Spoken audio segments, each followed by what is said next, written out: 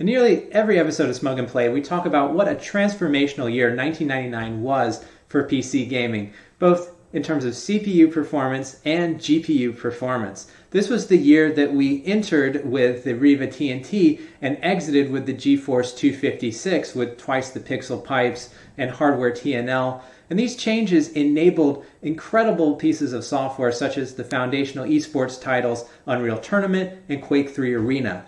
On the CPU side, we enter 1999 with very fast Pentium IIs, which by February have been replaced by Pentium III at a similar clock speed. These were first offered at 450 and 500 megahertz and were really only an evolution on top of the Deschutes Pentium II core, adding SSE and not much else. But by October of that year, we had a whole new Pentium III based on the Coppermine microarchitecture.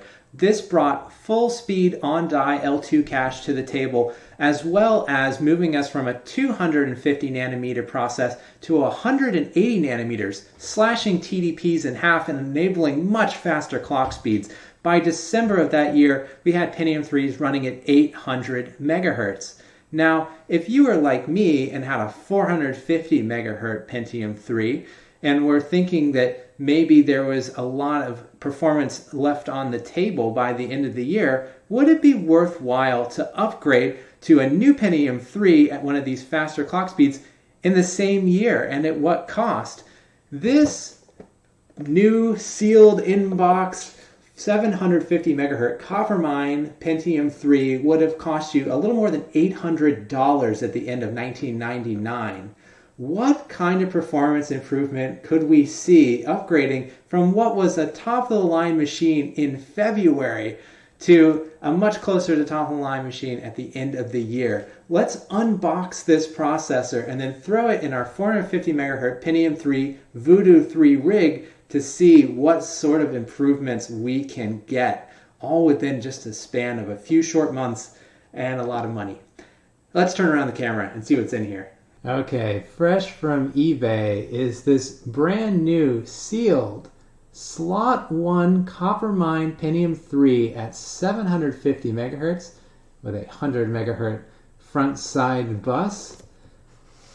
And these things can actually be a little bit hard to find. The later higher speed Pentium 3s in slot 1 can be a little bit hard to come by these days. The socket 370 Pentium 3s are more common, but also less nostalgic. There's some opening. Much opening.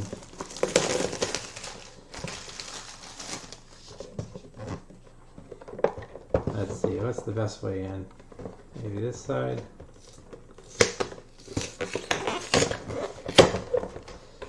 Alright, I'm expecting to see a tray of some sort, and hopefully we will get our little metallic Pentium 3 badge. There we go. Well, here is the main course holographic sticker on that fan. There is an integrated heatsink and fan on here. Pretty beefy for these later Coppermine Pentium 3s, all nicely integrated in that slot 1 package. And interestingly, the fan cable is not pre-installed on here. I wonder if that is in here. There's a clue to that. All right, many languages. A convenient tear strip. Let's see what we've got in here. So, thing number 1, here is that 3-pin fan connector. It's going to be handy. We have our certificate of authenticity and 3-year limited warranty. Well, it's a little bit late for that. I don't think there's too much that we need here, but we have a nice another holographic sticker for authenticity, and of course what everybody loves, the Intel Pentium 3 metallic case sticker. It's hard to resist slapping this on. I think we might slap this onto our case when we install this, but here's the main event.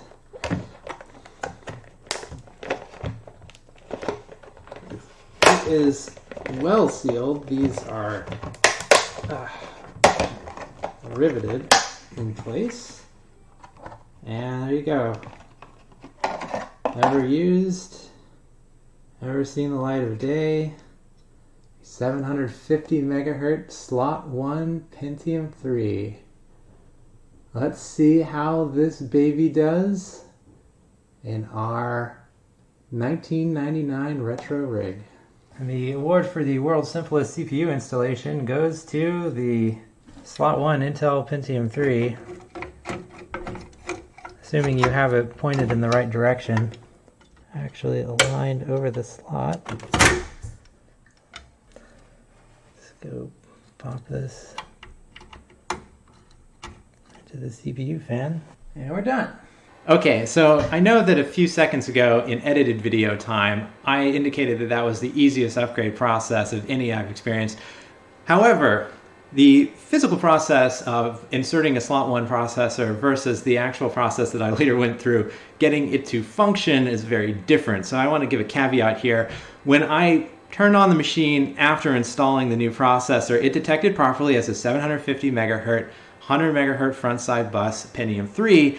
And then after posting, it refused to boot further, saying that this motherboard doesn't support the voltage requirements of this processor. Please install a Pentium 3 of 600 megahertz or slower, and we're halting now. So I freaked out thinking that my motherboard was feeding 2 volts to my 1.65 volt brand new Coppermine processor, and indeed there are some revisions of the SE440BX2 motherboard that don't have the necessary VRM setup to support the lower voltages of Intel's 180 nanometer Coppermine Pentium 3s. However, doing some research on the actual voltage IC and its peripheral hardware, and cross-referencing the AA code on my motherboard with the PBA codes and Intel's documentation, this board should support Coppermines on the latest P17 BIOS version that I have installed. However, it seems that at some point Intel decided to cut off my board for no particular reason other than, I guess, not wanting to support it. So I started the process of trying to find a motherboard or BIOS revision that would allow me to run this thing. And so moving back from P17 to P16, P15, P14, P13, eventually found that the P13 BIOS properly detected the 750 megahertz Pentium 3 and didn't complain about voltages or anything, and allowed me to actually boot in. As far as I can tell, everything is just fine. This motherboard, at least for these lower wattage Coppermine processors, should be able to provide the necessary voltage at the necessary amount of current. Everything should be good. So I've been doing some benchmarks. I want to quickly revisit what the spec of this machine is to give some context here. Although this lady dematerializing into the matrix is wonderful to watch, I still love to look at the demos for 3D Mark 2000 and 2001. But let's get into technical details real quick. So this is my 1999 period correct build. It's humming away in the corner here. Previously a 450 megahertz Katmai Pentium 3, now a 750 megahertz Coppermine Pentium 3. It's on that Intel OEM board with 128 megabytes of PC100 memory. I have a 3DFX Voodoo3 3000 AGP with 16 megabytes of VRAM, and integrated Yamaha DSXG PCI sound. All the other components are kind of what you'd expect: a modern power supply and an old case.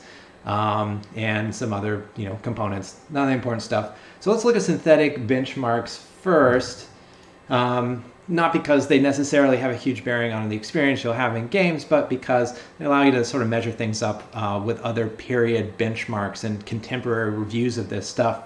As we can see, dropping in a 750 megahertz Pentium 3 gives us a huge boost in CPU marks and a significant boost in 3D marks in 3D Mark 99 Max. We are now blowing away the $3 baller ultra budget build, which you can watch on our channel. That's a cheaper way to get into the hobby and still have a somewhat authentic experience. But this is going to be a better experience. Taking a look now at 3D Mark 2000, this is the one that can make use of hardware transform and lighting. we can see that whereas before the $3 baller build that uses a slightly not period correct GeForce 4 MX 440 was beating our Pentium 3 450 with Voodoo 3 3000 or a Voodoo 5 5500 if you so care. Obviously we're horribly CPU limited here, but now at 750 megahertz, the Voodoo 3 3000 is pulling ahead of that $3 build, nuzzling up against 3000 3D marks. Again, synthetic benchmarks, take with a grain of salt, but we're posting slightly better numbers now. So let's look at some actual games that might matter to you. Unreal Tournament 99, favorite of mine, a LAN party classic. Looking at the average FPS reported at the end of the intro time demo, 1024 by 768, 16-bit colors and high details. Looking specifically at the glide experience here with our Voodoo 3 3000, when we were getting only just above 40 FPS and the 450 megahertz processor, now 750 megahertz Coppermine a little bit later in the year, we're at 56 frame rates pretty solidly, and the experience is so much better. I'd be much more confident taking this to a LAN party than I would my 450. So an excellent experience now at this fairly high resolution for the period on this machine. So Coppermine really made a difference in competitive gaming and competitive games like this. Another title from the era, Quake 3 Arena, kind of the same thing, but the id Software version. I actually probably prefer Unreal Tournament for nostalgic reasons, but hard to deny, this was a great one too. Looking at time of 4 at 1024 by 768 in 16-bit colors with default texture, details, and high settings otherwise. We are now shooting past 50 frames per second with our 750 megahertz processor, and that is providing, again, a really good experience even for competitive multiplayer. I would, again, feel much more comfortable taking this to a LAN party than my 450. So, in 1999, if you had $800 sitting around, would you, within the same year, upgrade your brand new Pentium 3 machine to a Coppermine processor? Well, $800 was a lot of money then, and it's a lot of money now, adjusted for inflation. So I don't think that I would do it. I think I would probably wait. Given the incredible pace of things, waiting a little while will get you a lot farther. By February of 2000, Intel is going to cross the 1 gigahertz barrier. But it's hard to deny how much better the experience is. And so I think as many people were back in the day, I'd be biting my nails and possibly having some consumer regret about having pulled the trigger on my Pentium 3 in February, when if I'd waited a little bit longer, I could be getting a much better experience. If you enjoyed this video, you probably will enjoy our other videos as well. Please like and subscribe. Check out the other builds that we have, as well as our playthroughs of PC Gamer demo CDs on period correct hardware. We just did September of 1995, which includes LucasArts classic adventure game The Dig, as well as some weird ports like Mortal Kombat 2 and Mega Man X, and some classic shareware such as the very little known South Korean shooter hit Baryon. Definitely check it out. I hope to see you again on this channel. Take care.